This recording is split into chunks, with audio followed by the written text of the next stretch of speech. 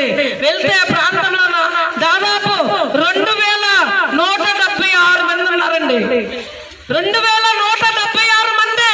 వీళ్ళందరూ కూడా దేనికి వచ్చారంటే పెద్ద పెద్ద మఠాలు చేశారా, మరి ఏమైనా ఘోరమైన పాపాలు చేశారంటే కాదండి. అందరూ కూడా డ్రగ్స్కి అలవాటు పడిపోయి, గంజాయికి అలవాటు పడిపోయి, దొంగతనాలకు అలవాటు పడిపోయి దేవుడు చూడండి ఎంతగానో ఏడుస్తున్నాడు. దేవుడు ఎంతగానో బాధపడుతున్నాడండి నీకోసం, నా కోసం. నా ప్రియ కుమారుడా, ఇదిగో దేవుడు మీకోసం ఏడుస్తున్నారంటే ఎవరైనా నమ్ముతారండి? కలిసి నిజమండి. దేవుడట దివారాత్రులు మన కోసం ఏడుస్తాడట.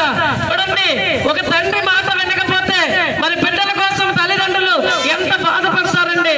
మరి ఈ రోజుల్లో పిల్లలు ఎవరి మాట వింటలేదండి.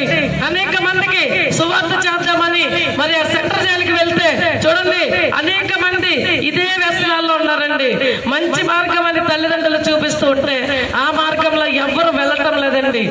ఎక్కడ పడితే అక్కడ లగ్జరీలకు అలవాటు పడిపోయి తప్పుడు మార్గాలు ఎన్నుకుంటున్నారండి బిడ్డలు. మరి కాలేజీకి వెళ్తున్న పిల్లలు ఉన్నారు. తల్లిదండ్రులు ఎంతో కష్టపడి మరి పిల్లల్ని చదివించాలా, అయ్యో నాకు లేని దంచుతున్న బిడ్డలకి ఉండాలా, నేను పడేటట్టు బాధలు నా బిడ్డలు పడకూడదని వాళ్ళు ఎంతో ఆశపడి పెద్ద పెద్ద కాలేజీల్లో కడుపు కట్టుకొని మరి చదివిస్తారండి. మరి పిల్లలు ఈ రోజుల్లో ఎలా తయారవుతున్నారు చూడండి. కింద పాతాళం ఉందండి, బగ బగ బగ మండే అగ్నిగుండ మందండి. చూడండి, ఈ వేడే చేస్తే తట్టుకోలేకపోతున్నామండి. 36, 38 డిగ్రీలున్న ఈ వేడే తట్టుకోలేకపోతున్నామండి.